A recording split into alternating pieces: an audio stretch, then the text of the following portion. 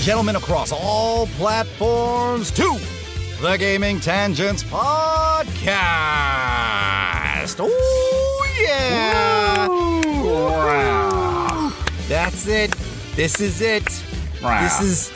This is the... What? I don't know. You one of those cats from those sports cartoons? What's that?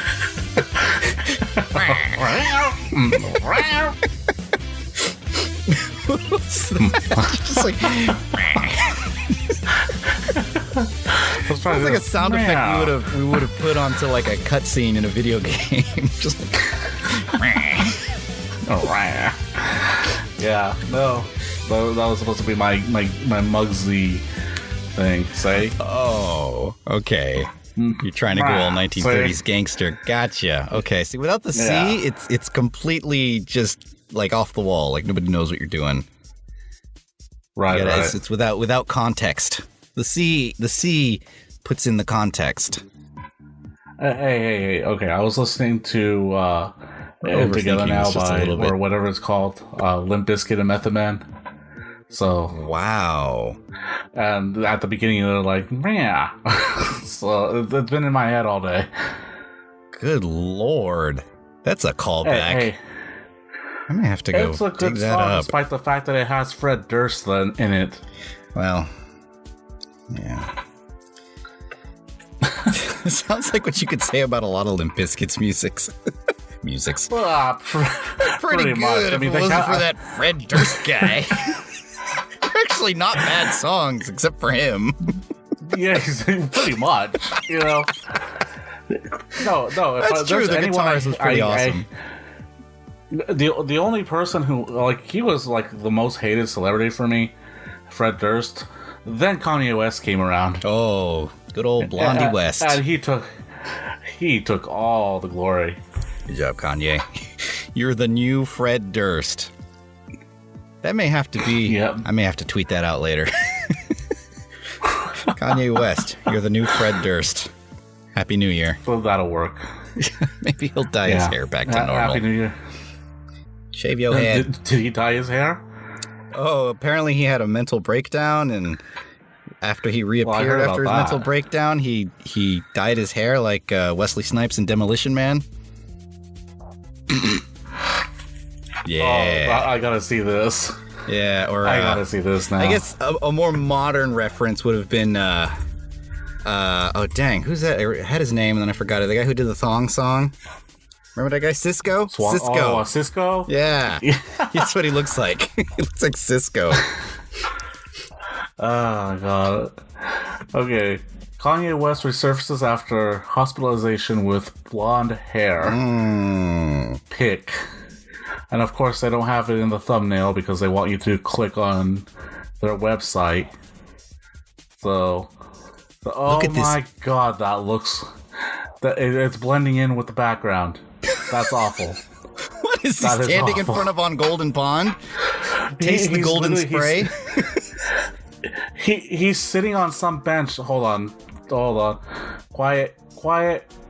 Oh my god, there's an ad playing. Okay, I'm gonna close this. Okay, so there's this picture of him sitting on some kind of chair, but in the background it's a wall, and there's a yellow stripe, and it's like strategically placed in front of his hair, and there is another ad playing. Jesus Christ, come on. Thank you. What are you on, TMZ.com? No, I was on EntertainmentTonight.com, and then I had a news story up that I wanted to go over for one of our topics, and then all of a sudden an ad started playing for that for no reason. You're going to buy this product, thanks right? A lot, IGN. Now that we've hassled the crap out of you, you're going to buy this product? How about this one over here? How about we advertise it down over here?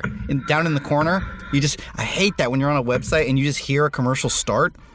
And you're like, what's the commercial? And you have to scroll all the way down and it's this itty-bitty little video playing. Yeah, I don't buy your product anymore. Get off my internet. Because I'm Menji. This is the official podcast of the cross-platform. This is the place where we talk about gaming's past, present, future. I'm upset. That has got to be the longest intro we've done. I am Maverick. How are you doing? I am doing fine. Doing better than Kanye West, apparently. much better than Kanye West, yes. Yeah. We are in the home stretch over at work with all the incoming stuff we have to do for advertisements. I do advertisements, so I can say that. But we are in the home stretch. Maverick's a big mucka down at the advertising agency. He's a madman. Oh yeah. So we're just living it up with cocktails. We're getting ready to wrap that up. It's going to be a big week this week. They're projecting, so we'll see how that goes. Otherwise, it's just been a lot of restructuring and getting ready for next year and planning out ideas for a little bit of everything. A little bit of everything. A little bit of everything. I'll just say that. It touches me right. Maybe that's the name of this episode. It touches me in the heart. A little bit of everything. A little bit of everything. That was good. It was touching. It was deep, Maverick. Thank you. Thank you for sharing. A little bit of everything. Appreciate it. Or how Kanye got his groove back. Ooh. Did he, though? Ooh. Are we sure about that? We need to probably confirm whether or not he has retrieved his groove or not before we go ahead and make that announcement. That's such a lie. He never had a groove. Oh. Gauntlet thrown. Respond, Kanye. Well, Mike's been dropped. You know, if he heard this, he would go on about how we're nobodies and he's somebody. And that's like Well, you're right. Good on you, sir. I've got nothing for that. We're somebody now. We're those guys that called out Kanye on the internet. Because no one's ever done that before. We're in a headline, apparently. I predict it right now. We will be in a feud with Kanye West. Just like when he helped out that, it's just like when he helped out that young up-and-coming musician Paul McCartney to get his rising star of fame. His 15 Paul minutes. Who? Yeah. Never heard of him. Oh, man. Cool beans. Good show. All right, guys. Thanks. All right. What else has been going on? How's the Christmas prep going? Are you feeling cheery, merry and cheery? Is the weather outside delightful? Or is it the fire? One or the other. Well, I am looking. Go figure. Freaking okay. My girlfriend, she loves pigs. Loves pigs. And Moana just came out. Okay. And before the movie came out, you could find Pua. That's the name of the pig. Excuse me. You can find it anywhere. Go on. Oh, don't die on me now. Go on. I'm fine. Okay. And I bought her a pig, and she loves it. It's her precious toy. And there was a miniature one I saw when I was up in Chicago, and I wanted to get it for her, but the Disney Store website doesn't have it. The Disney Store out here doesn't have it. So I'm like, okay, well, let me try to get the Tsum Tsum. Well, the Tsum Tsums, apparently, I don't know if you know what those are. Mm-hmm. Okay, so she also hinted at wanting the Pua Tsum Tsum, which are being scalped. So, I kid you not, they are being scalped. I thought you weren't going to go to the exchange anymore. Right? No, I haven't been there, so I'm quite proud of myself. But no, they are being scalped on Amazon and eBay. Like, they're not for a whole lot, but because they're like $5, but people are trying to sell them for as high as $20. Okay, so you're talking about the Amazon marketplace, not by Amazon themselves, right? Not Amazon themselves, okay. So the marketplace. And so I have sent a friend of mine on a mission because she collects these things, and so I've asked her to please find me a Pua Tsum Tsum, because what it is I got her this gift, and and if you're listening, I was going to say, have you just confirmed that your girlfriend doesn't even listen to the show? Yeah, I forgot to mention that. I won't say what I got her because but it goes hand in hand with this thing. So okay. I've been in search of that because the gift I got her, which was supposed to be for our anniversary, may now become a Christmas gift because it took almost a month for it to get here. Oh, so, okay. Yeah. Just, make sure you don't have to fight off Sinbad to get it. Yeah, right? I want the pig. You're not going to get it. God, was Schwarzenegger in a Sinbad movie? Jingle All the Way? The whole premise of the movie was him versus Sinbad. What other Sinbad are you thinking of? I don't know. I forgot all about the comedian. I think everybody has. Aww. Poor Sinbad. Oh. You know, how many enemies are you going to make on this episode? Kanye, Fred Durst, Sinbad. You're on a roll, man. I would probably shut down your Twitter for a little while. But only I can make enemies with Sinbad, because I don't think Sinbad has enemies. There's a backhanded compliment, all right? We're getting somewhere. I don't know. I liked the guy for a while, and he had that show that he had a short-lived TV show that they tried to retool like twice, and I remember the intro having some lame like elevator music type music, and so then they tried to redo it, and it became like this big hip-hop thing, which didn't work out, or it was too late because that other intro just turned a lot of people off to the show. It's like canceled. A talk show?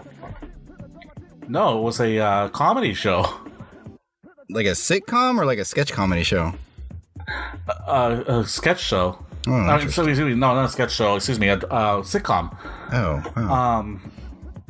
So, and the only reason I knew about him was like, because I used to watch A Different World. Mm-hmm. So, still a good show. Watch it on Netflix. Sure. But yeah, he except for season 1, that's just Cosby Show light. It really is. The only redeeming factor about season 1, Different World season 1, is Marissa Tomei is in it. Oh, that's right. So yeah. Well, and Jasmine Guy. I mean, she carried the show obviously. for the remainder of it. Oh my but I mean, God, you were so obsessed with her. Yes. Oh my God. Bringing me back. And I watch her now, and I watch that she has that Southern Belle like personality, and I'm like, why did I find this so attractive? She's on a thing now. What does she do now? No. I mean, like that's the persona she put on the show. She was like a Southern Belle. You go back and watch it, and you're like, why did I ever like this? I like what? Not why did I like why did I like her? Because I actually find the character kind of annoying. Oh. You were young. You didn't know what you were doing. Yeah, there are far better characters on that show, but I think I was so focused on her because, I mean, yeah, it was Jasmine Guy. I had her one album that she put out. Oh, yeah. Oh, I remember. I remember quite well, sir. It wasn't a bad album. Well, it really wasn't. Wow, long remembered. But wow, I just got way off topic. We're not even talking about games yet. We're talking about old TV shows. Super tangentialized. Mm-hmm. So yeah. Moral of the story: don't make enemies with Sinbad. Yeah, poor Sinbad. Poor guy. I'm walking to him in the middle of the street now. What'd you guys say about me on that show? It wasn't me, man. It was me, man. It was my co-host. My co-host, man. Maybe he'll appreciate it. Maybe we gave him attention that he hasn't had in years. I know, right? Okay. Yeah. So let's see here. Where do we want to start? Oh, good. He's still alive. Good to hear. Sinbad? Sinbad. Were you worried? Oh, it's 2016. What do you think? Oh, okay. All right. 2016 was only killing people we cared about. Oh, I'm going to hell. Anyways. Oh my God. We're going to go with the new show this week, folksels. Folks, again. So, yes. Prepare for us to talk about stuff you probably knew about already 2 days ago. So The Last Guardian. This segment hold on. This segment is called News You've Already Heard. The news you know. Pretty much. Yeah, so finally, after years and years and years, I thought I would be able to have this game, and lo and behold, it slipped through my grasp. The Last Guardian finally came out. Yep. Holy crap. I have no idea what you said because you cut out. Oh, I said the Last Guardian came out. Holy crap. Okay. Finally. Now, I'm happy for all those people who've been waiting for this game. They finally get to play it and whatnot. I thought I was going to get it on the PS3. Yeah, I'm not. I never played Ico or Shadow of the Colossus, so yeah. They're I'm not very interested. different experiences. So I've seen basically reviews run the way I thought they would. They're either extremely positive in one way or extremely disappointed in the other direction. No one's kind of like 10 years meh, for this, right? So I think if you have played any other Team Ico game like Ico or Shadow of the Colossus, I guess are your only other choices.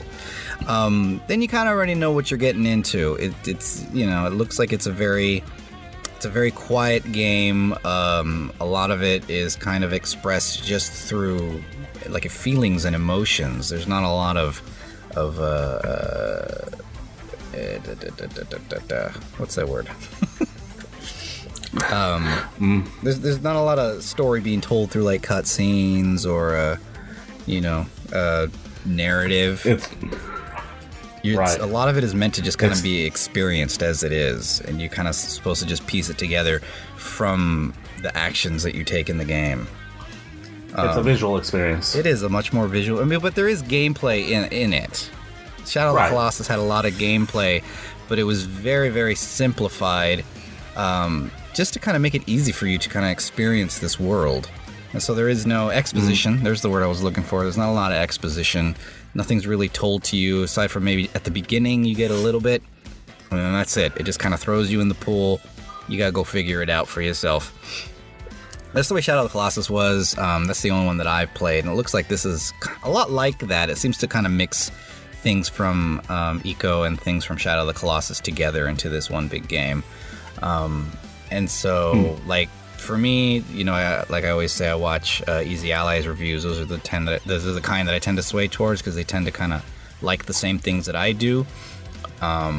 They gave it a 5 out of 5, despite its flaws. But then I've had other friends on Facebook be like, "Oh my God, this is nothing like what I thought it was going to be," and it's kind of true. I think a lot of people are expecting it to kind of be like, your regular action adventure type game, and it's not going to be. It's less of a game, and I know a lot of people hate to use this word, but it is more of an experience. It's something that you're supposed to kind of immerse yourself into. This is the thing that gets me is that people have these expectations, and especially when a game takes so long to come out, Kingdom Hearts 3. Pre-orders went up. Did you see that? Huh? Pre-orders for Kingdom Hearts 3 went up. Did you see that? Did they? Yeah.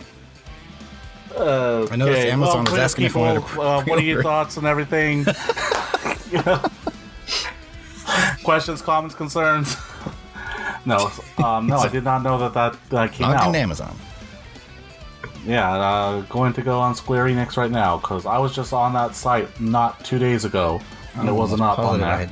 I'm almost positive I just saw it being advertised. Huh. Well, hopefully that means we'll be getting it soon, because I know there's a 2.8 game that's on pre-order right now.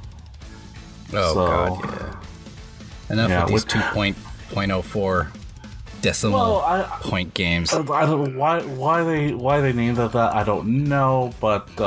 it's Kingdom Hearts. Why do they name anything? The only reason I want it is because I want the Dream Drop Distance game, because it's another game that's canon, and it's not a rehash of old worlds. Right. So there's that. Say to other games in the series. I say to all the other games in that series. Chain of Memories. Well, Chain of Memories. What's the other one? All of you games are on notice. 365 over 2 days, and Chain is the only one that I played out of the side stories. I was like, I'm not okay. This is, and I didn't even finish it. I was just, I'm just gonna stick with the main numerical games, and that's it. Well, I do suggest playing Birth by Sleep. It's actually really good. Well, now that I can, I will, but I had no intention of getting it myself. Oh yeah, that's right. I gave it to you. All right, yeah. There's a thing for that, but I haven't seen anything for Kingdom Hearts 3. I forget where I saw it. I'll point it out if I can find it again. But yeah, the people are expecting. They have these high expectations. I mean, by now you would think that, well, it might not be what you were expecting. Yeah. I see a lot of that going on, and it's kind of sad because then all of a sudden people are like really let down. I mean, like, okay, I know that this is a completely different game in general, but Mighty Number 9. Mm-hmm. We're gonna talk about Mighty Number 9 again. Thought everybody was done talking about Mighty Number 9. Go ahead. Yeah, it's come up again here recently, just because, like I said, Stop the Skeletons for Friday. He just did what do you call it? What are they called again? Playthrough. Review. Retrospective on the whole situation. Oh, okay. That's interesting. So yeah, it's been out there again, but a lot of people have these high expectations because it's Kenji or Keiji. Okay, Keiji Inafune. He was the co-creator of Mega Man. A lot of people say creator. No, he is the co-creator of Mega Man.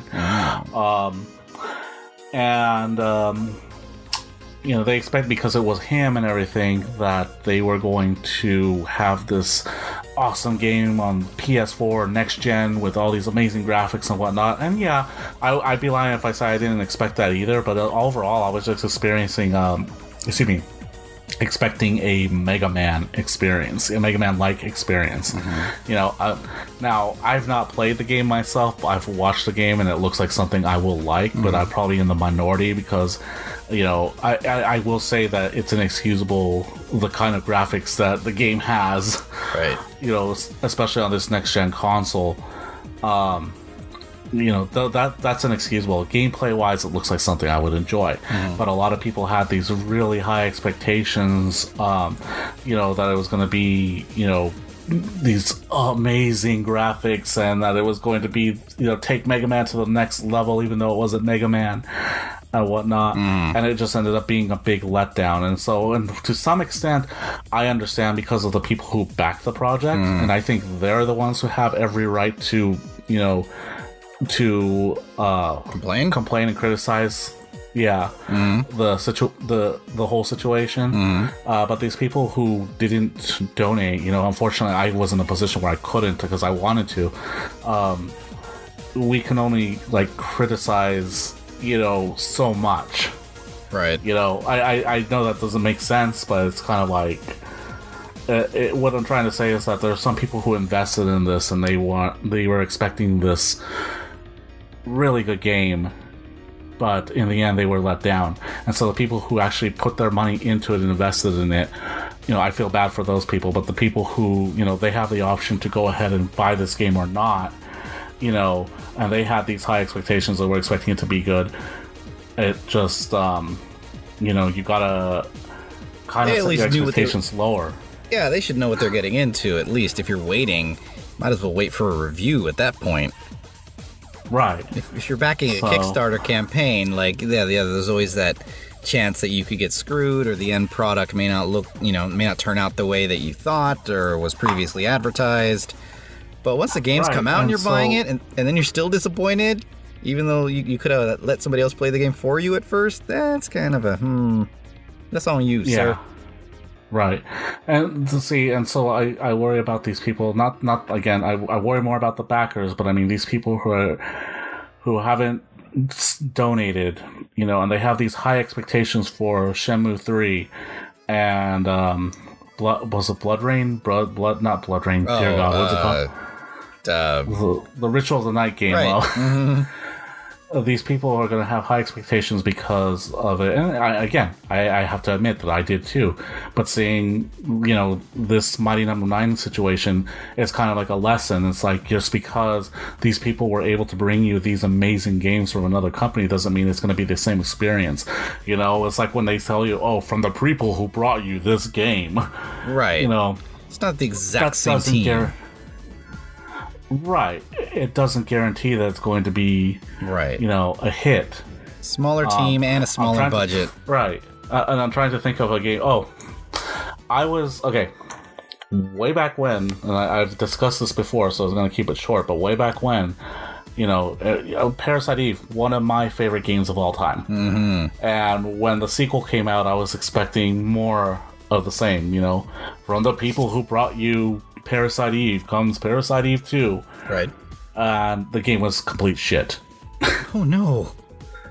Yeah. Because I think people have this mentality that, companies can do no wrong, and that's not the case, Right. So when these people who are expecting this game to be... what game are we talking about again? Last Guardian? People who are expecting this game to be a game changer, grand masterpiece, and whatnot. It's like, no. First of all, if Ico was a different experience than Shadow of Colossus, then what makes you think that this game's going to be the same experience? Mm-hmm. Yeah. And again, those games never really shook the foundation of the industry. They were just really good games that were very, very different from anything else that you could have played. But aside from, some games emulating, jumping on giant creatures to kill them, nobody's really tried to copy any of those Team Ico games. And so you can't really say that they've really made that they've made any kind of a standard for people to start following. And so this one's not going to be any different. It's going to be a new Team Ico game. So if you like Team Ico stuff, you'll probably really like it. Mm-hmm. But if you don't... I think those people will get caught up in the hype. There's that word. Yeah. That word. And I admit, I love hype. But everything in moderation. Everything in moderation. I know. Speaking of hype, going off video games for a moment, I saw the Spiderman Homecoming trailer. This is exactly where I was going after this. So, good job. Thank you. I read my notes. Yeah. What did you think? I love it. I think it looks great. It's a smaller scale Spider-Man. Yeah. It's more paying more homage to the more classic Spider-Man. He still retains a lot of that same humor that he had in Civil War. Mm-hmm. It's definitely trying to set itself apart from the last two series that we got, which is great. And he's finally in a world. He's not just in his own little Spidey world. He's finally part of a bigger universe, which was that thing at the opening with the criminals and the masks. That was great. If there's just more of that, that was awesome. I'm in, dude. Mm-hmm. Yeah, I liked it. I'm pretty excited for it. My girlfriend, she's not big into the Marvel movies, but she has seen some of them. But she has not seen Civil War. Okay. And the last Spider-Man movie she saw was the first Amazing Spider-Man. Oh, okay. With Andrew Garfield. Right. So not a good place to leave off. We're watching the trailer. Where's Andrew Garfield? Yeah. No, she sees him. She sees him without the mask. She's like, "Who the fuck is this?" What? Yeah, she had no idea that there was a new Spider-Man. Oh, jeez. Yeah, because she hasn't kept up with this, and I told her, okay, we're going to sit down and watch some Marvel movies together. Yeah, you got some homework to do. But so she saw that, and so she's a little upset that it's not Andrew Garfield, and in one sense, I can't blame her, but then because again, she doesn't understand it like we do, right? And so And I, again, personally, I liked, out of the 3 Spider-Man I liked in order, I have to go, what's his actor's name? Tom Holland. Yeah. Tom Holland, Andrew Garfield, and Tobey Maguire. Because, looking back on all 3 of them, I think I like Tobey Maguire's Spider-Man the least. He's he was our Spider-Man for the longest time. But as time has gone on and people have kind of looked back at those movies and kind of how whiny he was and old. Right. not that Andrew Garfield looked all that much younger. But it was just, I don't know, he just kind of lost it. And of course that 3rd movie didn't do him no favors. No, like he just went being from whiny Spider-Man to emo Spider-Man, which is kind of a step backwards, quite frankly, for a lot of us. Yeah, I won't deny that out of that Spider-Man trilogy, though, I still think Spider-Man 2 was the best of the movies. Absolutely. And it still is one of my favorite Spider-Man movies. But as a whole, I up until, of course, now we have this 3rd incarnation of Spider-Man that's come out, I actually liked Andrew Garfield better. And I'm one of the few people who actually liked Amazing Spider-Man 2. But you also have to remember, I'm not this hardcore comic book fan like a lot of other people. Right. So you were pretty big into Spidey though for a while. Yeah, no, definitely. And but I will say that until the movies came out, until Spider-Man 3 came out, I had no idea who Gwen Stacy was. No. And so she wasn't in the cartoons, huh? Excuse me? She wasn't in the cartoons, huh? That's pretty much all we knew for a while. She was in the Spectacular Spider-Man. Oh, okay, but I'm talking about the original Spider-Man animated. I said original for us. Right. The 1994 series. The original Spider-Man cartoon. I don't believe she was in the show much. I think she was on it, but not much. But I know that she was a more prominent character in Spectacular Spider-Man, which I wasn't a fan of the animation, but it was actually a pretty good story. Is that the one that was in 3D? No, that was the MTV one, which actually wasn't too bad either, but it was like they made that show as a connection to the original, the first Spider-Man movie with Tobey Maguire. Okay. And is that the one with Neil Patrick Harris? Yeah. Okay, that's what I thought. Okay. I'm getting my bearings back. My Spidey bearings.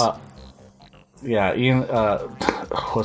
Neil Patrick Harris, Ian Ziering, and Lisa Loeb. Look at you. That's right. Lisa Loeb was in that. And it had I actually saw that entire first season, and it was like, okay, this is interesting. I wonder how they're going to link this to Spider-Man 2. Oh, we're just going to forget this ever happened. Okay. Guess I'll move on. That's pretty much what it was. The show left on a cliffhanger and was never resolved. It's always great when they do that. So what did you think of the trailer then? On the whole. Going back to the trailer, I thought it was great. I liked the whole Avenger thing. That's funny. I like his interaction with Tony Stark. Yeah, I can't wait to see more of that. I hear that a lot of people are like, oh, too much Tony Stark and blah, blah, blah. It's like, man, please, more... that guy makes the Marvel Cinematic Universe. Seriously, the more Tony Stark, the better a movie gets. I'm sorry. Exactly.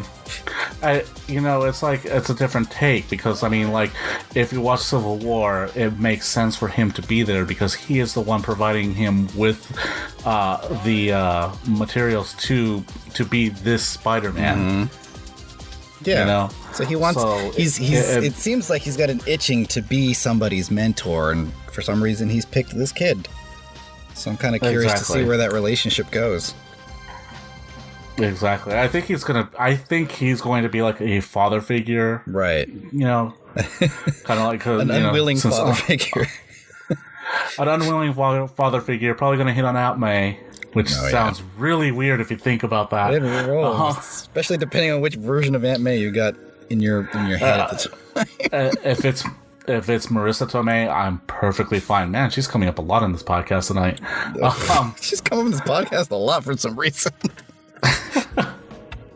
Hey, I love Marissa Tomei. I think we've picked up on that. Yeah, ever since My Cousin Vinny. Yeah. Anyway, going back to it, I thought it was good. Because I'm not really familiar with his friends, I'm not really sure where they're going. I mean, he has a crush on that one girl, not Zendaya. Right. It's not her, but a lot of people think that she is going to be Mary Jane, and she's going to be the more, what's the word they were using? She's not like this glamorized, hot. Not that she's not, pretty. She is, but she looks very dressed down in this part, and they're saying that that's what she is like in the comics now. So I'm wondering, okay, well, if that's the way she is, are they trying to reflect that? Because they haven't revealed who she is. Right. And apparently he refers to this girl that he has a crush on at the moment by a different name. I think it's Lisa. Yeah, because I'm not sure. Is that Zendaya though? That girl that walks down the hallway? No, Zendaya is the one that calls them losers. Oh, really? Yeah, like she's very dressed down because it's like. Because see, again, I thought that was just some random girl. Part of the joke. That's Zendaya, and that's funny. That girl is actually a character from the comics. She wasn't in it much. Is she? Towards like old, going back, way back, old comics. I see. But yeah, she was a love interest for Peter Parker in the comics for a little while. Apparently didn't work out well and last long. Well, I guess we'll see where it goes, but it's interesting to see this whole take, because apparently some of the story elements are pulled from the second Spider-Man, Miles Morales. The Miles Morales, right. Yeah, apparently a lot of his story elements are, kind of being put into this version of Peter Parker.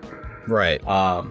So, and because I don't follow that, my only knowledge of him is whatever I hear from Grace Randolph, because she loves the character. Mm-hmm. And then I've seen him on the recent Ultimate Spider-Man show. Mm-hmm. He was a prominent character in the current season, but I haven't watched all of it, so I have no idea what's going on. Right.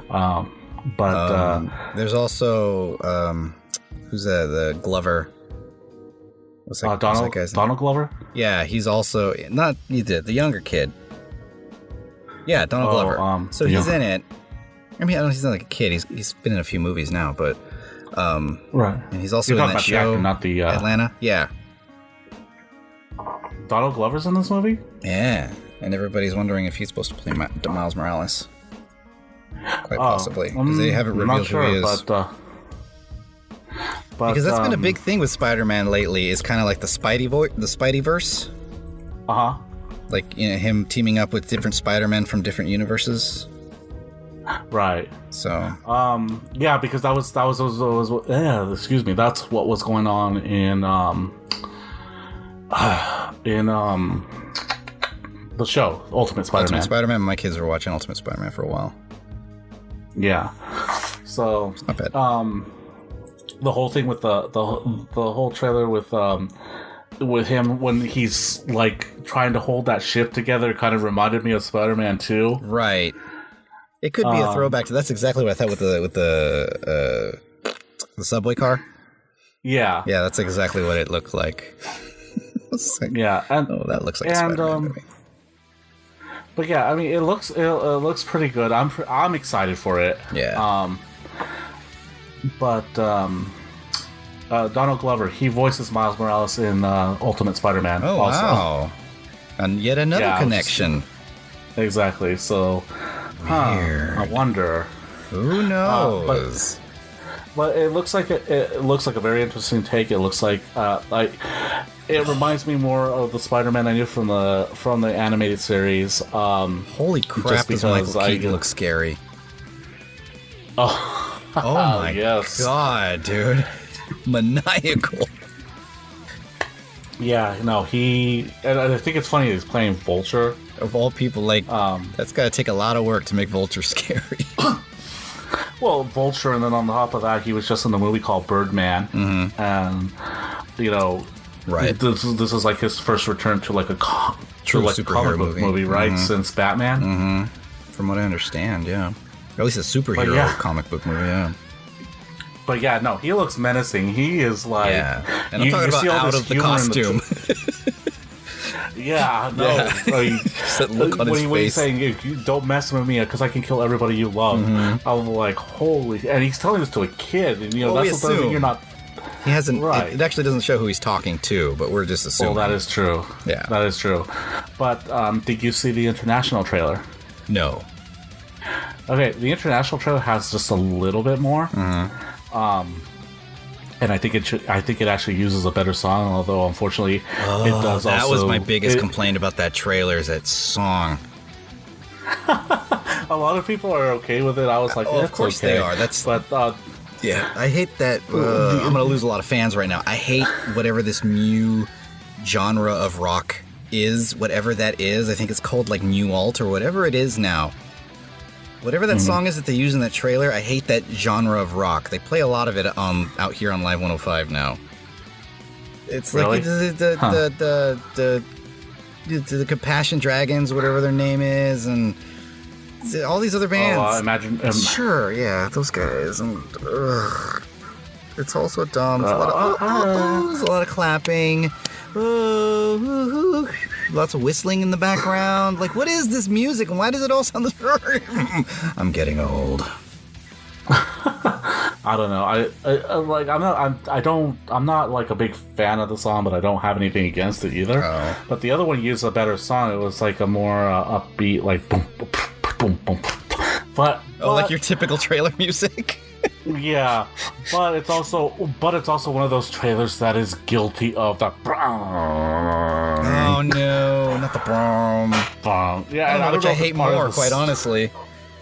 I don't know if it's part of the song or if it's just used in the trailer. I can tell anymore. Right. It's the start of a dubstep song. But there is a second villain in this movie. So I've heard. Yes, it's Shocker. Right. But you actually kind of see him wear the jacket. Like, he's got the weird diamond patterns on his sleeve if you look close. See, and I don't see him in this trailer.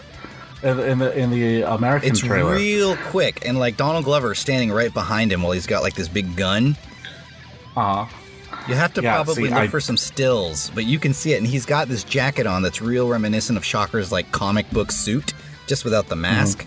But it's got like the yellow diamonds going up and down the sleeve. But like you wouldn't tell it's a comic book outfit just by looking at it. Like, it looks like it's just normal clothes. I love the way they do that. I love how when there's a costume that's kind of ridiculous, they'll try and interpret it a little differently. Well, I will say that in the international trailer, he's actually wearing a mask. Oh, okay. Well, that's... Yeah, he pulls it off. It's like really quick, but it was enough time for me to notice that it's Shocker. Was he getting attacked by electric eels? Yes. Sweet. That's exactly what it was doing. The only origin story that matters. All right. Yes, special guest appearance by Jamie Foxx. I'm the Shocker. Okay, going back to the MTV one really quick. Oh boy, okay. They tried to do a Mr. Freeze origin story for Shocker in that show. Oof, that's tough. And I hated it. It was a guy who was being bullied, he was being picked on, and I can't remember what happened where he ends up getting electrocuted and he becomes Electro, and he's almost like the freaking I mean, you see him more, you see more of him, but I mean, he kind of reminded me of the electric gremlin from Gremlins 2. Oh, jeez. So he looked like Static Shock, kind of? Or Super Volt? He was just Black Lightning. He was just lightning. Black Lightning. This blue glowing body, and he was in love with this girl. It was like a tragic villain. Could he travel through phones? Yes, I think so. Oh, all right. He's got one over him. I guess he and the Shocker Gremlin are in cahoots. Yeah, I don't know. See, my electric villain is always going to be Livewire, so... But that's DC. So yeah, but no, the trailer itself, like I think because I think what got me most excited was like that last clip right there where he's flying with Iron Man. It was not flying, right. But, he's swinging and Iron Man's right behind him. I'm like, oh, this is gonna be awesome. Yes, please. So here's the two things that I don't want in this trailer. I don't want the villains to be connected to Peter Parker in any way. Right. I don't want Vulture to be his uncle, some freaking teacher at his school, his babysitter from when he was 10 years old. I just want him to be a villain that shows up and has his own separate backstory that has nothing to do with Peter Parker. And Shocker for the same thing. Shocker. Like, I don't want them to have any connection. I'm so tired of that crap. Given the age and everything like that, I mean, first of all, I will say that the Amazing Spider-Man movies did a little bit of a better job with that, at least in the second movie. But in the, I will say, the original Spider-Man trilogy, this is what annoyed me. It's like, Peter, it's you? You're right, and that was my other thing. I don't want Peter unmasking himself to every goddamn person in the city. Yeah, because now, like in that whole thing, everybody knows who he is. No one's ever pointed this out, at least to my knowledge. It's like freaking Green Goblin. He finds out it's Peter. Doc Ock finds out it's Peter. Mary Jane. What you call it? Excuse me? Mary Jane. Mary Jane finds out it's Peter, but I think she's supposed to know. What's his name? Not Norman Osborn. Harry Osborn. Wow. Yeah, some fan I am. Harry Osborn finds out it's Peter. Sandman finds out it's Peter. Venom already knew it was Peter. I think J. Jonah Jameson's the only one that didn't know for the entire run of the movie. So that I do not want. Yeah. If they have a connection, I can live with that. But if they find out that it's Peter, it's like, don't do the same thing over again because you did that. How many times? Yeah. You know? Even the connection, though, like, I'm tired of it. Like, he's some brilliant scientist and Peter meets him at the beginning of the movie to do a report on him or something. Like, just no. No, they don't need to know each other. Right.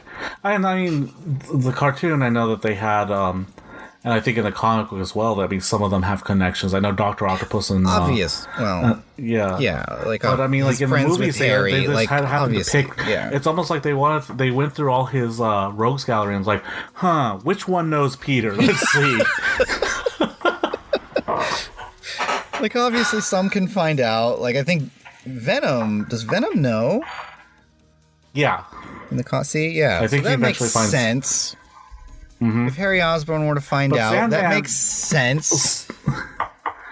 Sandman, there's no reason for him to know his identity. They did because they wanted to shoehorn him in there. Oh, you're actually the one that killed Uncle Ben, not the other guy.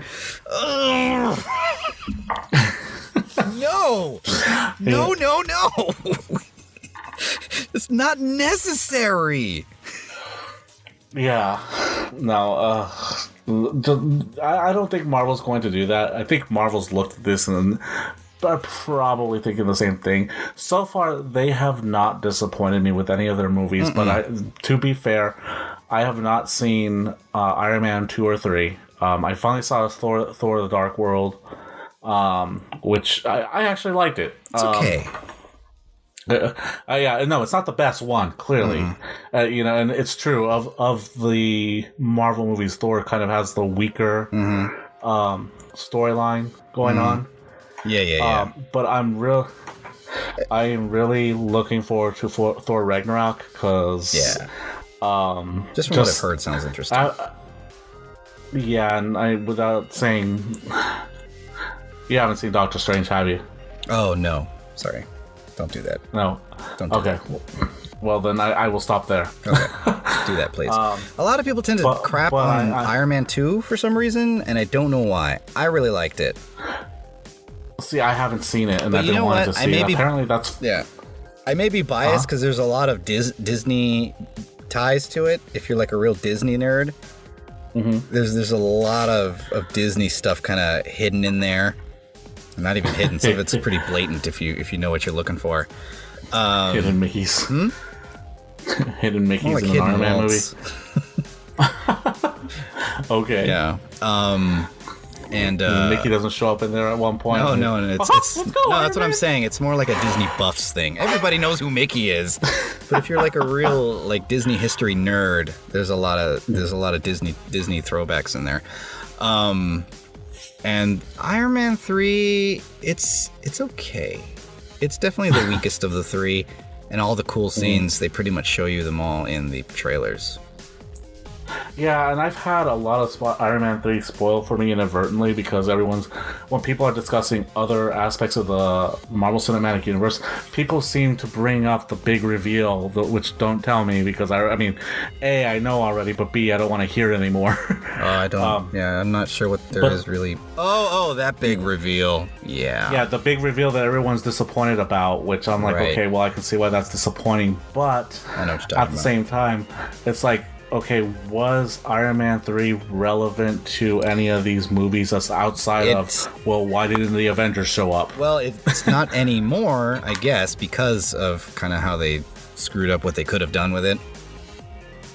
But at the same time, it's all open to interpretation. But at the same time, they have left themselves open to possibly do something for real later because they did kind of pull the wool over everybody's eyes. But who knows? Yeah, I don't know. We'll see. Spider-Man, Guardians of the Galaxy. It's gonna be a good year. Yes. Hopefully, nobody else dies. Guardians of the Galaxy. That trailer came out right after we finished our podcast. Last week. You know what's funny? I haven't watched it yet.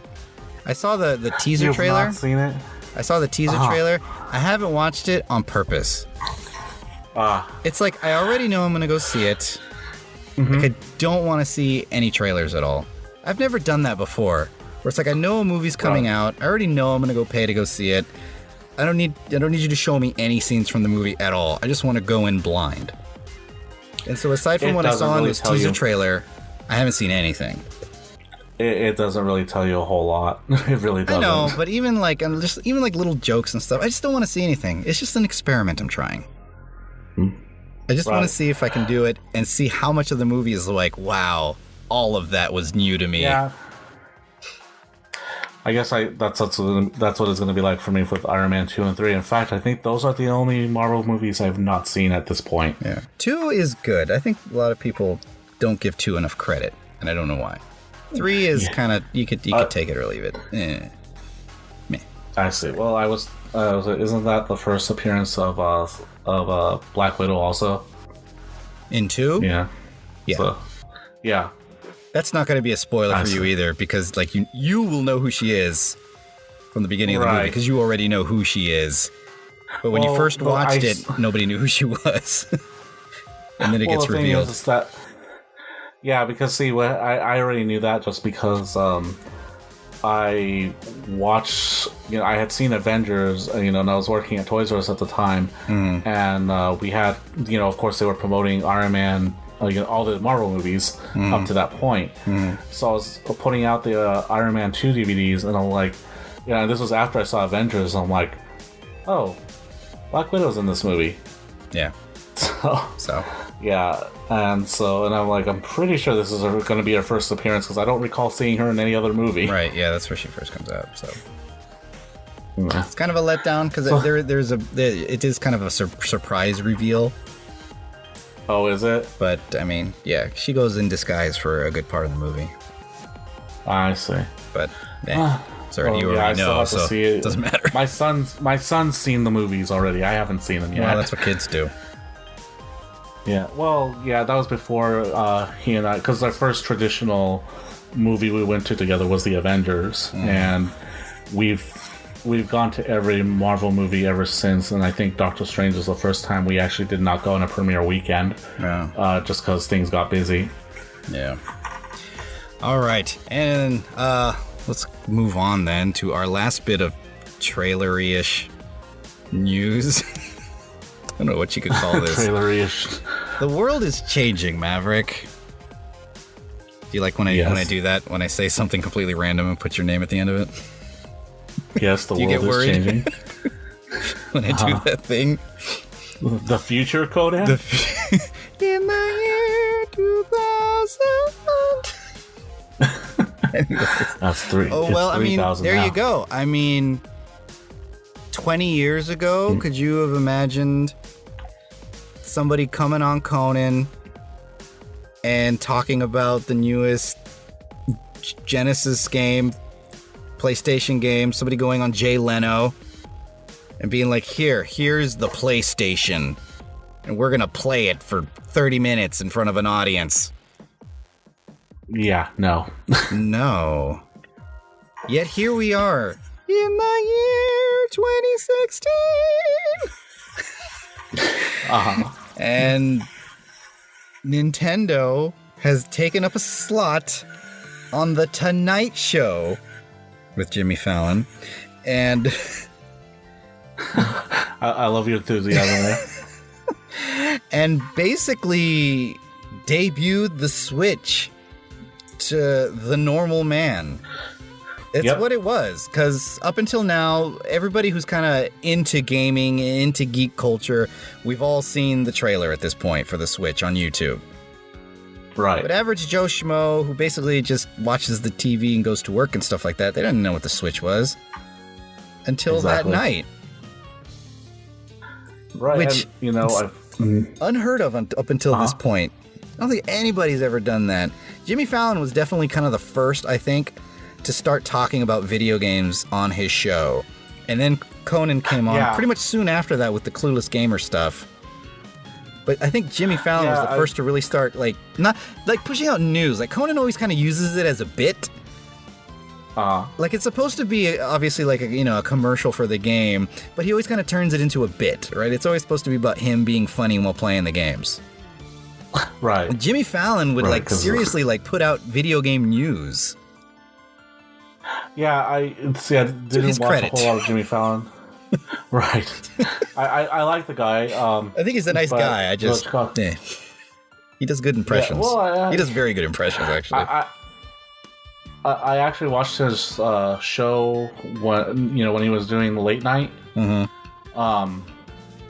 And he was doing it even back then, like when the Wii came out, and I remember him playing. They were promoting. What is it? It was before they modified the Wii controllers to be more accurate with the motion control. Wii Motion Plus. The Wii Motion Plus, thank you. The adapter that they had, he more or less was promoting it on his show with Tiger Woods when they were promoting one of the Tiger Woods games on there, and they were they're playing the golf game and everything on the Wii. Right. So I mean, he's been doing this for quite a while. Yeah, so he's legit geek. Yeah. And and it was kind of a smart move to do that because he interacts with his audience. Mm-hmm. I mean, a lot of Conan does too. I mean, Conan tries to evolve. He doesn't just try to do the same old shtick. Right. He evolves.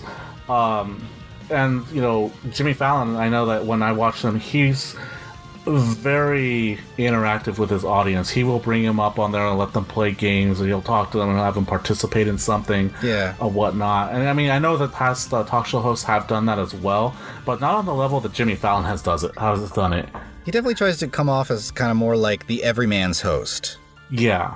As opposed to somebody who's more like a superstar, like a Carson or a Leno or a Letterman. He was definitely kind of like, I'm just like one of you guys. I'm just the host of the show. Right. Even that one, when it was coming down to that whole feud between Jay Leno and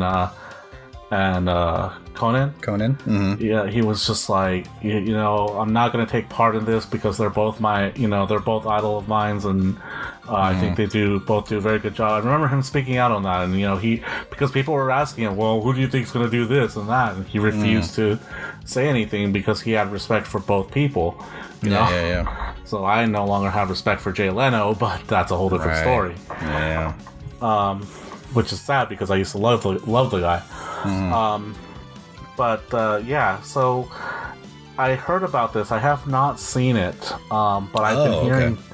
I've been hearing things about it because everyone was talking about it the day after, like it was actual Switch gameplay, and people were like analyzing what they saw on there and how well it was running, and people were worried that like they say, well, this looks like it can actually compete with the PlayStation 4 and the Xbox, unlike the current PlayStation 4 and Xbox. Graphically, yeah. Yeah, it looks nice. So I can run through it for you real quick. So actually, they didn't even start with that. Mm-hmm. First, they started with the debut of Nintendo's second mobile game. Hey! Yay! Well, Mario Run. Mario Run. Only for those in the Apple camp. For now. And we'll see. So it's exactly what it sounds like. It looks like New Super Mario Bros. Just on a phone, and you don't have direct control of Mario. He's just constantly running, and you can only you can control his jumps and a couple other little maneuvers, I think. But that's about it. But for the most part, he just kind of... you can wall jump. But for the most part, he'll just kind of keep controlling his own momentum. And it actually works pretty smoothly, because it is laid out like a normal Mario Brothers game. You would have thought like maybe they'd have to retool it so it's like every other like endless runner, but it's not. There's enemies in your way that you have to jump on. There's walls that you gotta climb up. Sometimes you can go in and out of pipes. Like, it runs like a Mario Brothers game. The only thing is that you don't got a D-pad. He's gonna keep running forward. Occasionally, if something will get in his way, he'll kind of pop back, and then he'll start to try and run forward again. Like, it's actually pretty intuitive. I'm really surprised. And now a lot of the way that they've gotten over the hurdle of how are you going to do a platformer when you don't have direct control of your character is they've thrown in a lot more wall jumps. I see. So kind of like, Ninja Gaiden style wall jumps where you kind of jump back and forth. Yeah, off the wall. He was already able to do that in the games. Okay, yeah. So that's kind of your main method of getting him to go backwards the other way, is to kind of wall jump off something. He'll actually start running backwards until he hits something. Huh. Nice. So it's not your average endless runner. And it looks nice, but it's mostly, collect all the coins. Apparently there's multiple paths throughout the level, so you can collect like the red coins and stuff like that from other games.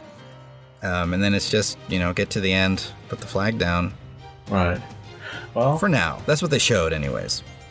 Well, that's interesting. I mean, it makes sense for what it is, because, if you're just going to make it any normal game, try playing Sonic CD on a Android. It's impossible sometimes. I have tried.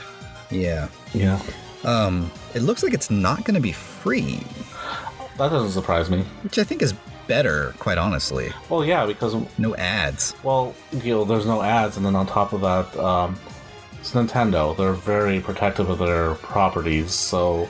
Right, but like, Miitomo was free. Yeah, and Miitomo's now not doing so well. It's practically dead. That's an understatement, yeah. But, we're talking about this big property, there's Pokemon Go, which has died down quite a bit now. Well, that's not Nintendo, though, technically.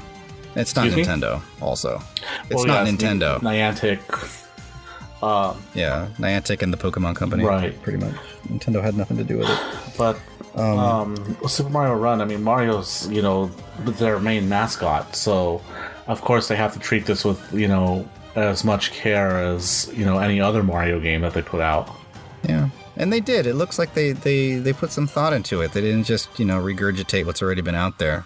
So, I think it's the closest thing you could probably get to playing a standard Mario Brothers game on your phone and not have to deal with touch controls. Right.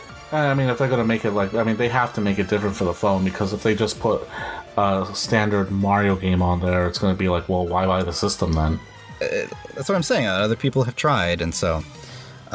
right. This is good. And this whole time I've been saying they. It was actually Reggie Fils-Aimé that came on the show. So it was Reggie and Jimmy. And Jimmy Fallon. And so after he showed him that, he had like this little question mark block on the table in between them. It's like you already knew what was in there, but like he's like, I got one more thing to show you, Jimmy. And Jimmy starts freaking out. He's like, no, don't do, no, you didn't, no. And like he's like, I got one more thing to show you. Where we've got a whole lot of stuff lined up for next year. And he's like, no, is it the Switch? Like he's already Jimmy Fallon it up, just like going straight forward. It's the Switch, isn't it? It's the Switch, and he pulls it up, and it's the Switch. Oh wow. And so he's like, I'm gonna let you. I had heard he geeked out pretty badly on the show. Oh, he did. He's like, and so we brought a game for you to play, and he's like, no, is it? He's like, we've got a few games. We've got Mario and something else, and he's like, it's Zelda. It's Breath of the Wild. It's Breath of the Wild, guys. It's Breath of the Wild. It's like, yeah, Jesus Christ, Jimmy, yes, Breath of the Wild. Well, I mean, if he's excited about it, Yeah, no, it was at first. I'm gonna admit it was really annoying. I was thinking in my head, literally, like, shut up, Jimmy. Jesus Christ, let the man speak. But after a while, like, it became really endearing. Like, you actually did kind of start to feel like this is actually authentic. Like, he's not just playing for the crowd. Like, he's literally excited. And so they had the big TV behind him. Just like projected on the wall, and so they handed him one of the weird controllers on the dock, right? That they showed at the beginning of the trailer, and so they're like, "Here, you can play this." Or no, actually, I think Reggie started playing a little bit, and he's like, "Here's what you can do." He went through the whole spiel, like, everything the light touches, you can go to, like that thing. And then he's like, "Well, you could play it this way, or you could play it this way," and he shows, and then they had the tablet there too.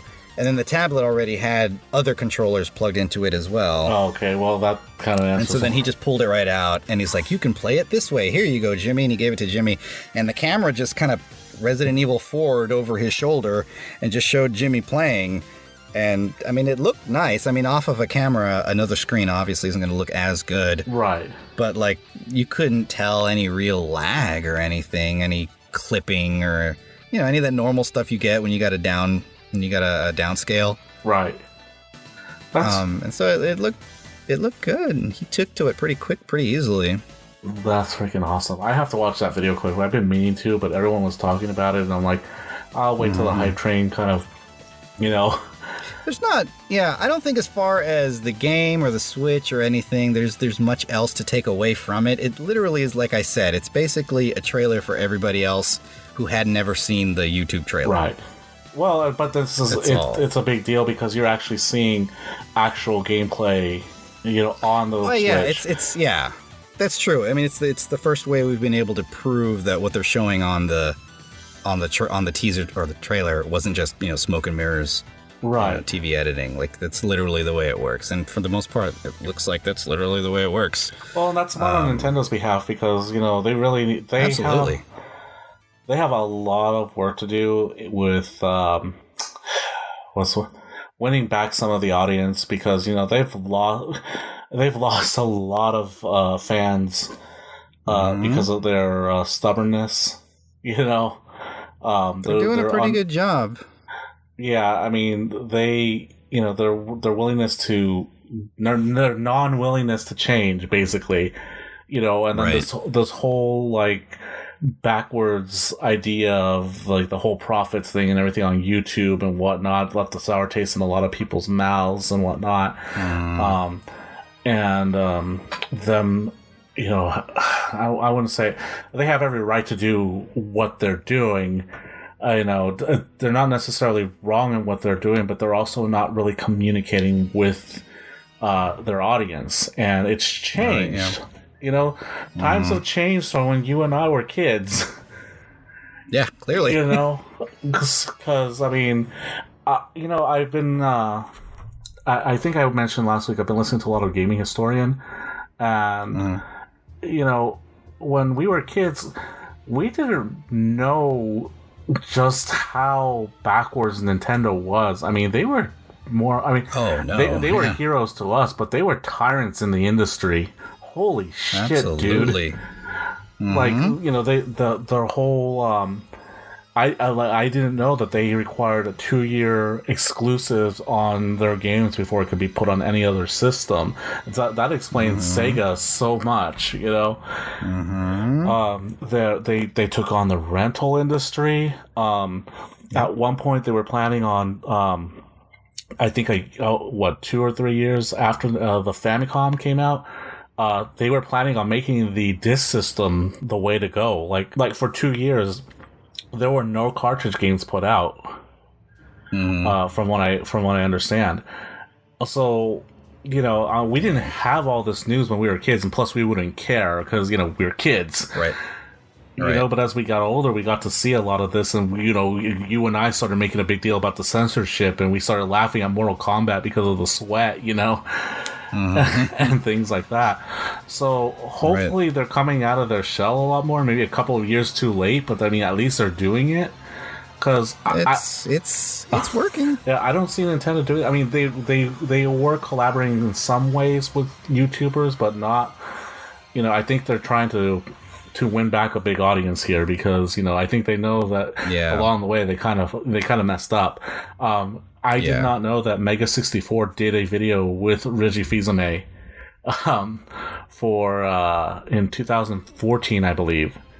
I think I just saw it tonight. They did. So it's like, okay, well, we see it slowly coming about, but right. Hopefully this will kind of open the doors and kind of win back some of the audience they've lost, because I mean, they've lost a lot of their audience because they won't play, they won't play with the big leagues. They always have this strange grasp of reality. Yeah. In whatever time they're in. And it takes them, they're real slow on the uptake. It takes them a while to kind of catch up with everybody else.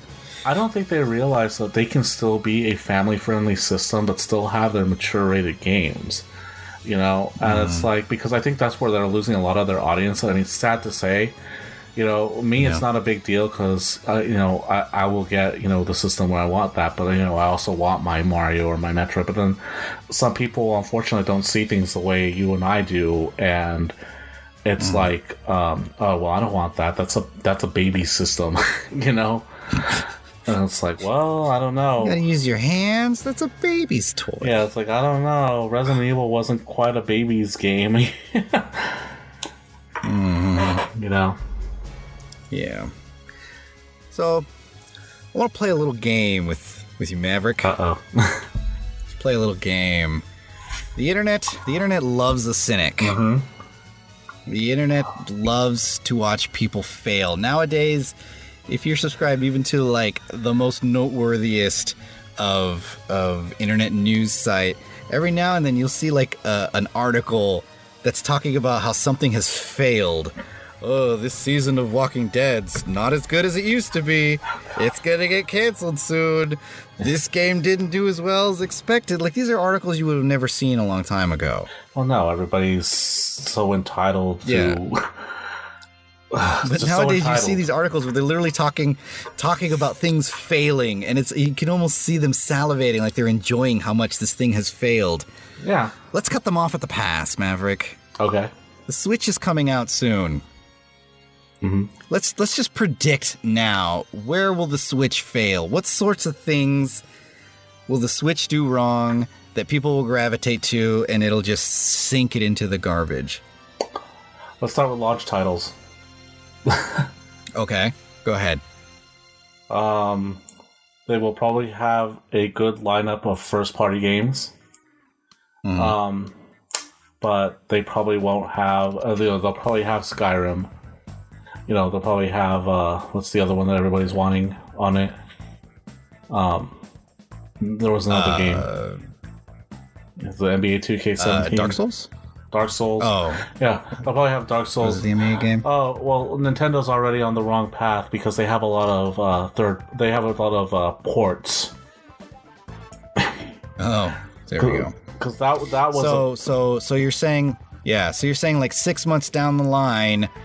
after they've come out with their new Marios, their new Mario Karts, the new Donkey Kong, and then there's just no more first-party titles. Here's that article. Oh, Nintendo's titles are slimming down. Here it comes. The system is on its last legs. The system's already a failure. That's it. Yeah, the system is going to fail. All right, let's see here. I'm gonna go hardware. Mm-hmm. I'm gonna go hardware. I'm gonna say that some idiot is going to put their tablet into the docking station incorrectly and break the little thing that it slots into, therefore completely negating the system. And now they're all easily broken. It's tablet gate or switch gate. And that's going to be the downfall of the system. And then they're going to have to rethink how to make that whole thing work. Okay. They are going to. Let me think of one. There's still no there's no backward compatibility with the Wii. It's doomed. It is doomed. It is 8 months in. Nintendo still has not come out with a Wii emulation software. The system is doomed. Is this system already dead? Yes. They'll come up with something. Oh yeah. People will begin to lose the controllers. Yes. Nintendo's doomed. I'm pretty sure there's going to be an abundance of replacement controllers because we know that's going to happen. Third-party controllers. Wait, hold on. I know. Oh, got another one. The Switch make people taking the system with an easy target. System's doomed. So all the switches are getting stolen left and right. Mm-hmm. The Switch is too easy to steal. Nintendo must now go back and attach a leash to all tablets. Yes. So that you can leash it to your arm like an old cell phone. Pretty much. Yeah. The system's doomed. System is doomed. Let's see. You had another one? I was thinking of one, but I can't. I can't. Oh, dang it. Here's one. There's no there's no Switch 4K.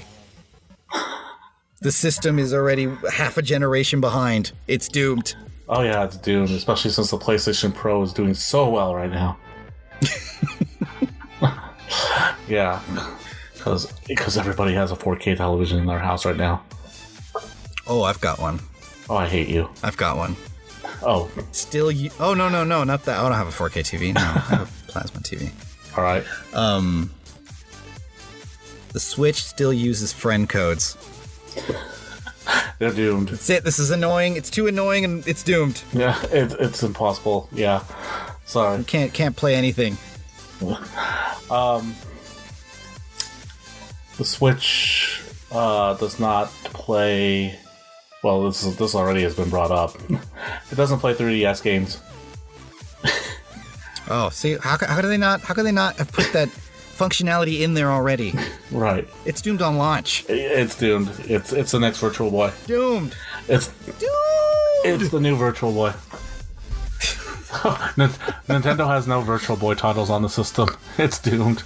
Oh my god, doomed. Where's my Virtual Boy Virtual Arcade?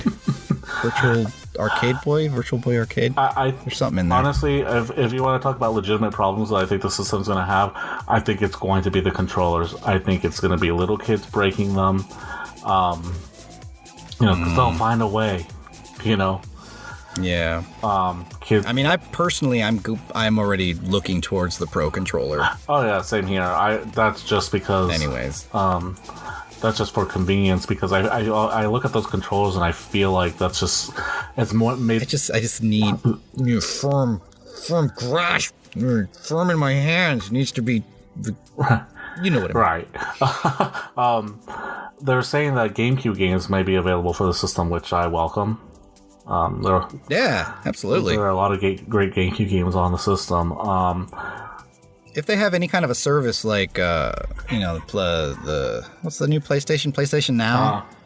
If they end up coming out with something where they can emulate it through streaming, all kinds of games. I'm hoping that they don't neglect the people who've already bought games on the Virtual Console. Right. That's a big thing because the fact that it's. I mean. You don't have to pay too much, but you do have to pay so you can play the game on the Wii U. It's a nuisance. Yeah, it is. It's because if you play through PlayStation Network, like PlayStation 3 and PlayStation Vita or PlayStation Portable, you can play the same game on all three systems. Right. I'm not sure about PS4, but you can do that. But that is a problem. I really hope that they make it a little easier. If you have to pay, at least make it a little easier. Because it is a nuisance to have to do that. Look through the game, have to download and whatnot. Just show you a list of games that you have available already, which they probably do on the Wii, because I've not checked the Wii shop here lately. Because I haven't transferred a game in a while. Although I just found out that Mario RPG was released earlier this year, so I may switch to that. But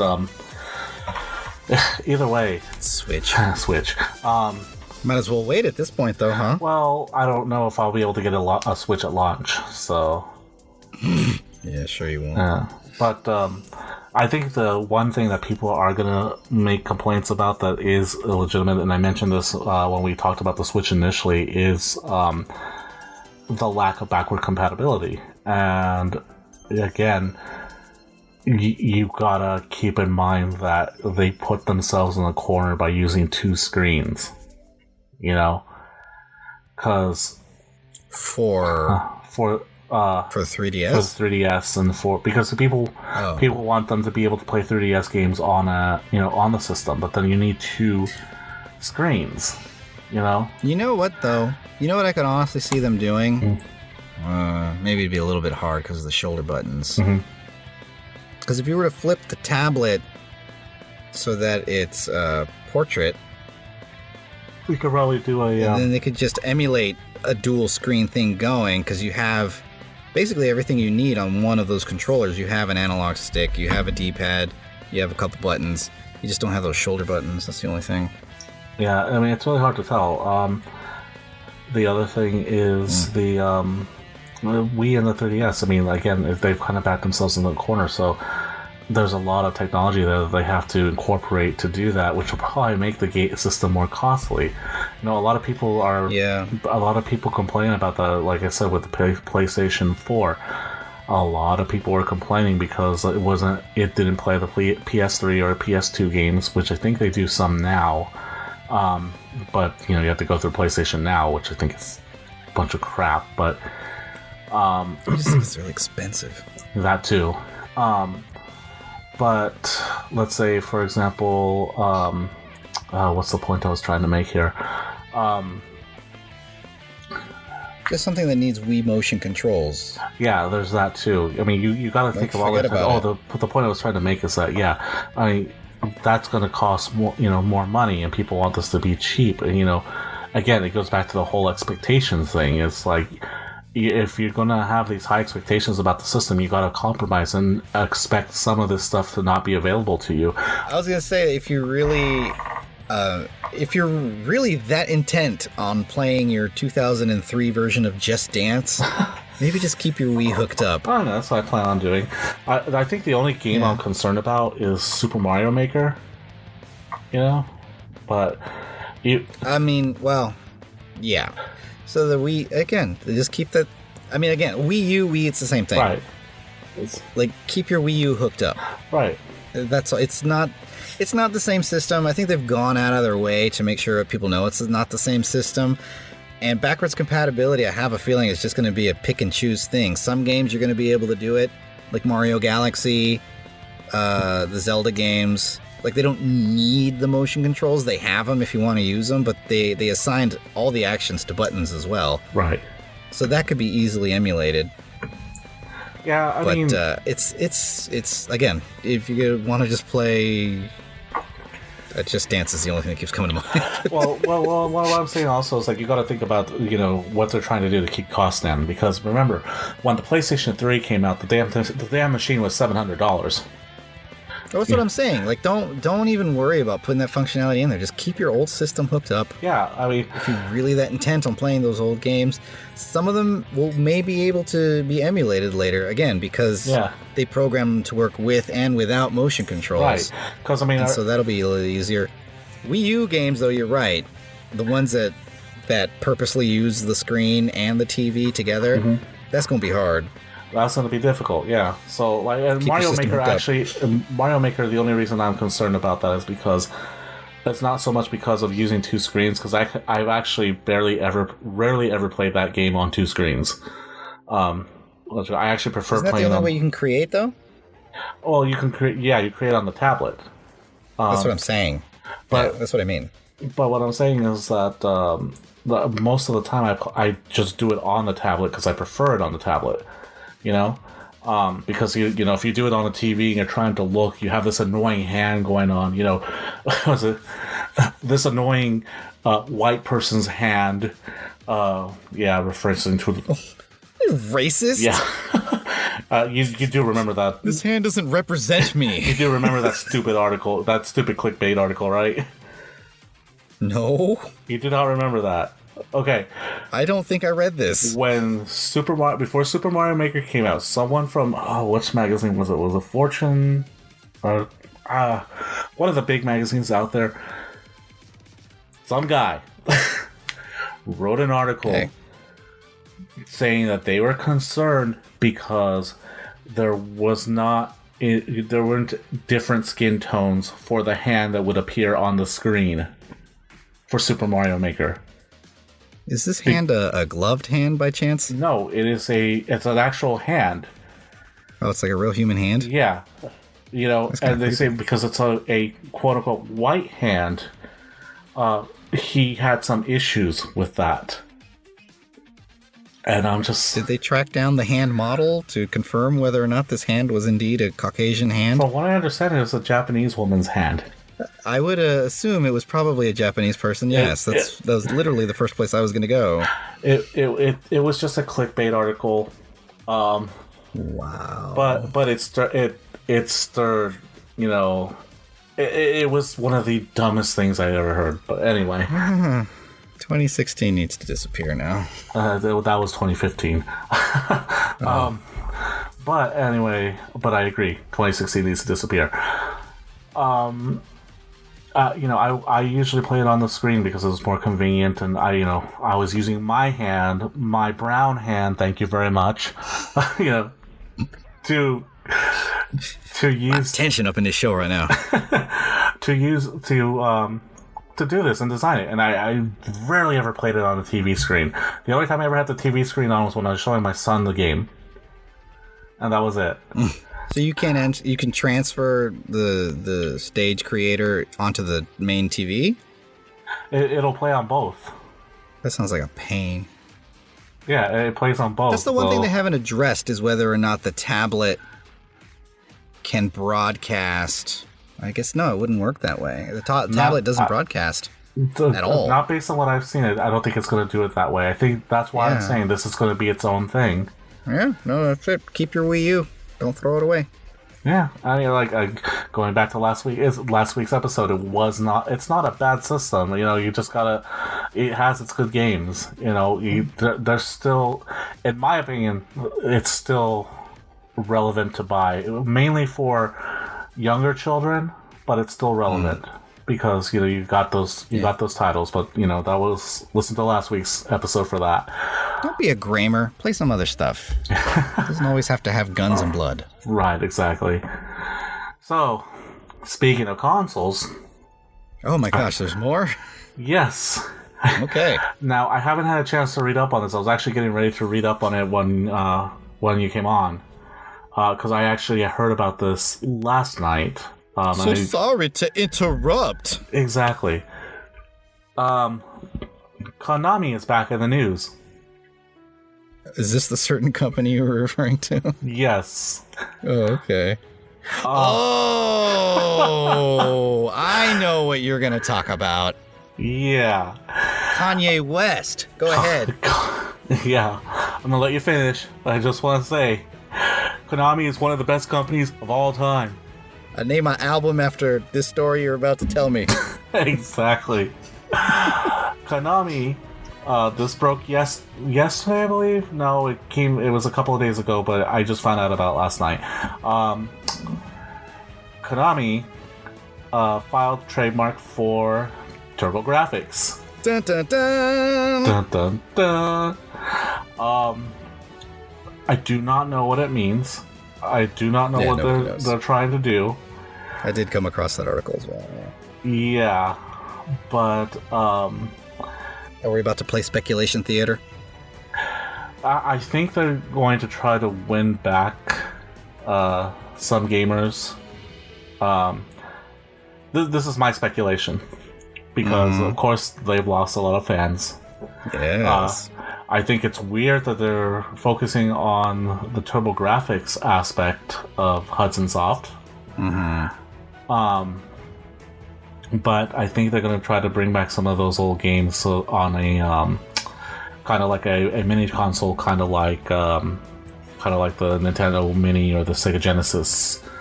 Konami, stop. Yeah. Stop. Just, it keeps... Konami should just rename the company Bandwagon. Yeah. We are now known as Bandwagon. Whatever is the hip new thing, we're going to try and jump on that about 6 months later. Right? Freaking stop it. You are so good, Konami. We dedicated 3 whole episodes on you now. Right? Good Lord. Well, you know, the simplest way to do this would have been to come out with a TurboGrafx collection on PC, PlayStation, Xbox, Switch, and there. Tons of money. Easy, quick. Right. If they're going to go out and make a mini console just because everybody else is making these throwback consoles, nobody has that much nostalgia for the TurboGrafx. Nobody. Not even me, and I had one. Well, you know, again, they have a lot of the Hudson licenses, so I'm wondering if they're going to put a lot of those games on it. TurboGrafx didn't have a lot of those games, which is a weird thing. Island. I think they had Bomberman. They had one Adventure Island and 2 Bonk games. Yeah, the Bonk. Yeah, they had Bonk.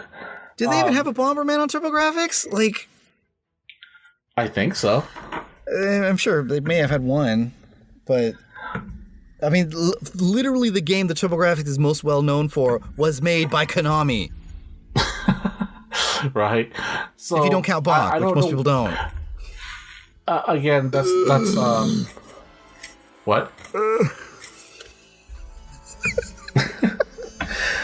Are you frustrated? Are those the sounds of frustration? I think I'm broken. Yeah, you've broken me, Maverick. Well, that's just a speculation. Oh, I know, but I agree. This is the same things that were running through my mind. Yeah, I mean, I don't know what they're trying to do. I think they need to start by, I think they need to start by winning back the audience they lost with the other properties. I guarantee you this is what they think they're doing right now. Is that they think that everybody's on a big nostalgic kick because of the NES Classic, and now Brazil is remanufacturing Genesis consoles. Right. So they're like, oh, here, let's do it. We were the 16-bit war as well. Let us also join this new fight. Not that NES Classic was 16 bits, but still, like, they've...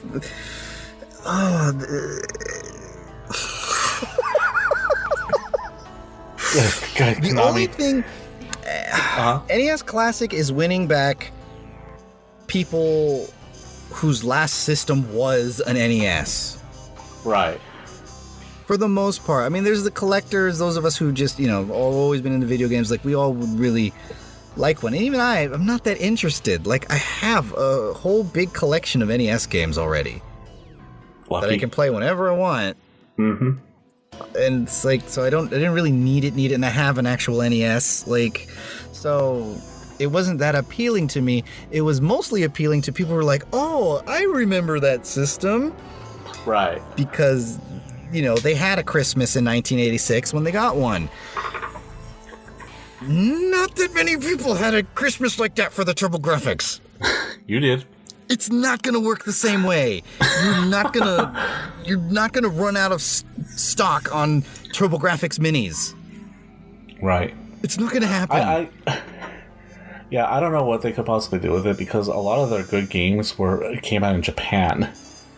Yeah, that as well. So there's even less nostalgia there, unless they're going to make it a Japan-only thing, which be their only road to success at this point. That wouldn't make sense though, because then they would have had to have trademarked PC Engine here, right? Because it's TurboGrafx here. They got a lot of the good games. They had a lot of the arcade games. They had a lot of the SNK games. And they had Castlevania. They had Dracula X, one of the best Castlevanias out there. Right. They had what was it? They had Street Fighter 2. Not that no other system had that, but from what I understand of the ports, that was one of the best ports of the game. Right. On there, and which never even came out here in the U.S. And that controller only had 2 buttons. Yeah, exactly. So, I don't know. It's just like, I don't know what they could possibly do with it. I mean, the only reason it would excite me is because I have an interest in playing Blazing Lasers, but I think I can download that on the Virtual Console. I'm pretty sure you can get most of these games at this point. Yeah. I wouldn't be too surprised. I think also that the Virtual Console, the Wii Virtual Console, the TurboGrafx games are like the only ones that you could... the only third-party system you could download on the Virtual Console for the Wii U. That would make sense. Like, that's what they should do.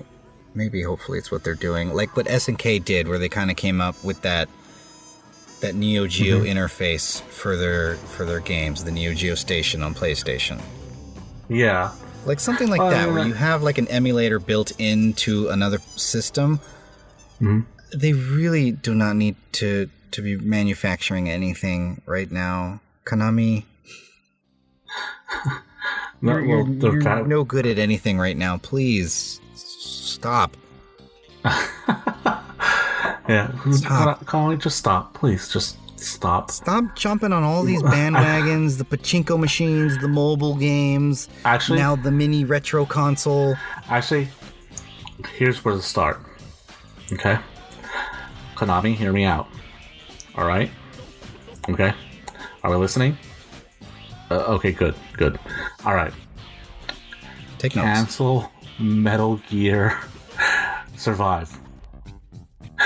Then you'll be off to a good start with the fans. Seriously, dude. No. That would really, really be an awesome show of good faith, and not just sounding like an annoyed, nerdy gamer or anything like that.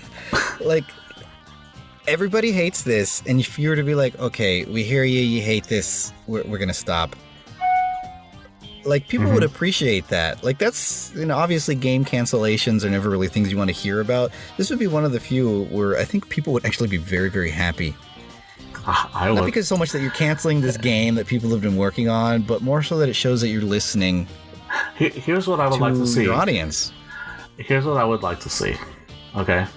If they're going to do Metal Gear, and they're going to do it without Kojima, why don't we start with the basics? Okay?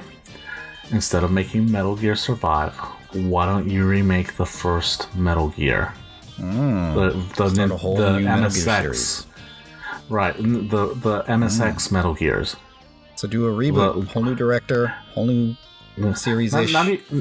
Not even a reboot, it's just remake, so it can be consistent with all the other Metal Gears that are out there. Okay. Because those are the only two that are the way that they are. Sure.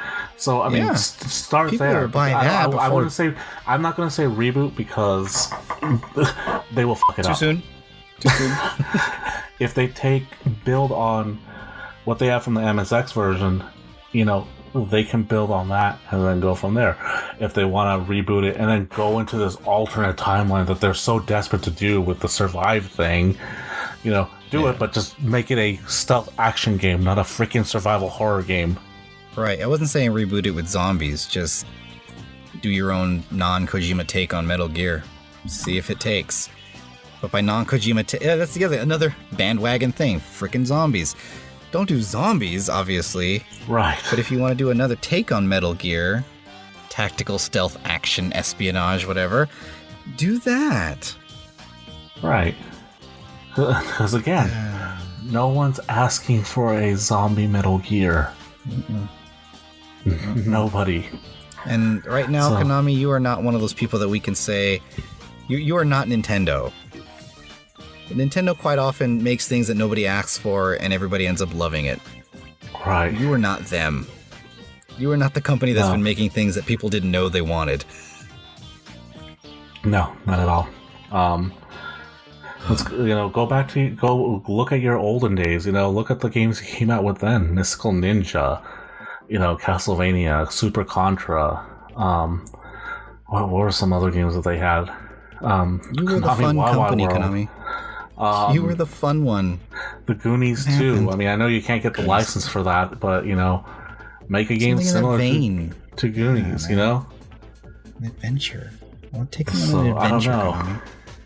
Konami. Konami, all right. If you want to reach out, we're on Twitter at Crossplat Show. Anybody else? Also, if you want to reach out, we're on Twitter at Crossplat Show. But before we end this, I do gotta state one more thing. Oh boy. Also game related, because since we're on the topic of zombies, oh no, I finally played Resident Evil 7. Oh my. You saved this until the end? Yes. I'm going to close out with this because I actually don't have a lot to say, and not because it was a bad experience.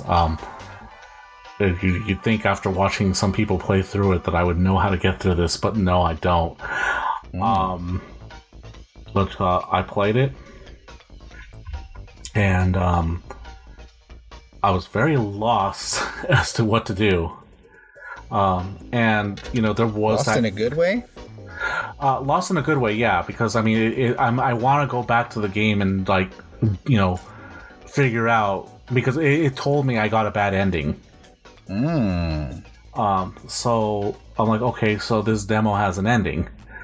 So I want to go back and figure out, because there are so many things that are unanswered, and I knew this. But I could not figure out, where to check for what. And part of it was, I did have that fear. I wasn't thinking about it. In the back of my mind, I was like, well, this isn't scary. It's one of those. It's not like PT Silent Hills, where the atmosphere just creeps you out and the music's like freaking you out and everything like that. This is creepy in a different kind of way. Like, you're kind of in denial that this is actually creepy. You're trying to talk yourself out of it. Yeah. I'm not scared. I'm not scared. I'm not scared. I'm not scared. I'm not scared. Right, pretty much. So, I played through it, and and here's the neat thing, and I didn't realize this because, again, I usually skip through playthroughs, just see different highlights of a video. Right. I thought this was a detective looking for a family.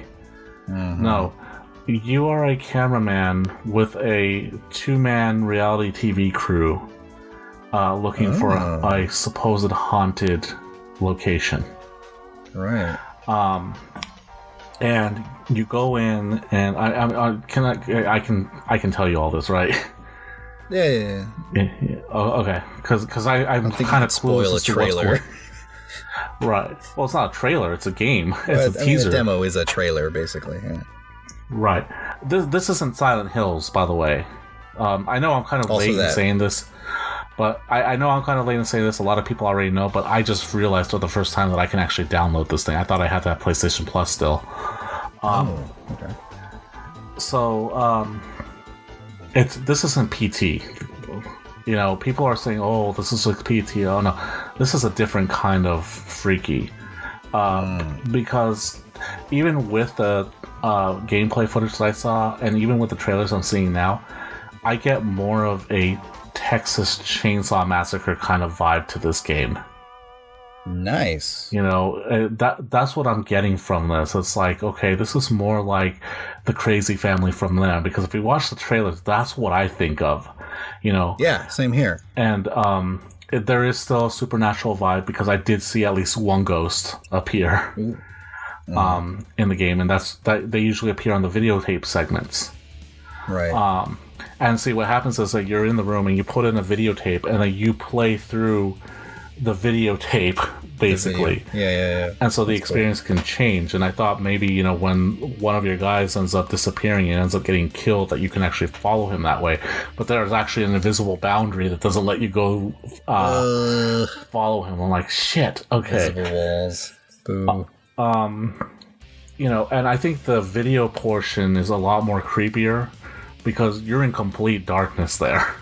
Whereas it's played in black and white. It doesn't play in black and white. It actually plays in color, but there's very little light to work with. And so you're going through there, and you go through the attic and whatnot. But like I said, there's a hint of supernatural in there as well, because you go up to this one area, and you're looking in the attic, and all of a sudden you hear this movement. And that's another thing, and I'll tell you in a second. But you hear this movement, and you turn around, freaking mannequins are looking at you. When they were facing the wall originally. Yeah. And there's a mannequin placed in front of the stairway. Where did that come from? Oh, they put that in there just for you, man. Yeah. And so there's that. But then one thing I also noticed, and I don't know if it was the sound effects or what, but this is where the whole denial thing comes from. Because I'm walking around, I'm like, I hear steps, but I don't know where they're coming from. Is someone behind me? Is someone above me? Is there movement in another room? I love that. That is awesome. Yeah. So it's a pretty freaky experience. And the fact that I finished the demo, but I got a bad ending, I want to go back and figure out what do I need to do to get the good ending on this. Do you get any weapons or anything to defend yourself? Well, you're just looking around the house, so you don't really fight anything. Okay. But one of the items I did get was handgun ammo, so I assume that you're gonna have weapons. But from what I read, because I read up on some of this, I didn't read the plot of the demo, but from what I read, the main character of this game, who I'm assuming his name is Clancy. Clancy. Yeah. He is supposed to be a lot more scaled back than a lot of the other characters in the Resident Evil universe. So he's not a weapons expert or anything like that. He's just some normal. Just a guy. He's just a guy. But apparently, just an Indian and some guy. But apparently, this does take place in the same Resident Evil universe, of course. But it takes place 4 years after Resident Evil 6, which I have not finished. Okay. Interesting. So yeah, I'm wondering how they're going to tie this in, and I'm wondering where the supernatural element is coming in. So, it's all but they say that the V that's what I'm virus. thinking, because like I said, they did say the hint is in the title, Resident Evil 7 Biohazard. Biohazard, yeah. It's hallucinations. That's a good That's twist. what I'm thinking. Quite but honestly. yeah, it piqued my interest. I want to show it to my girlfriend. She's kind of freaked out, but she does like horror, so and if you watch the campaign that they're running with this right now, it's meet the bakers.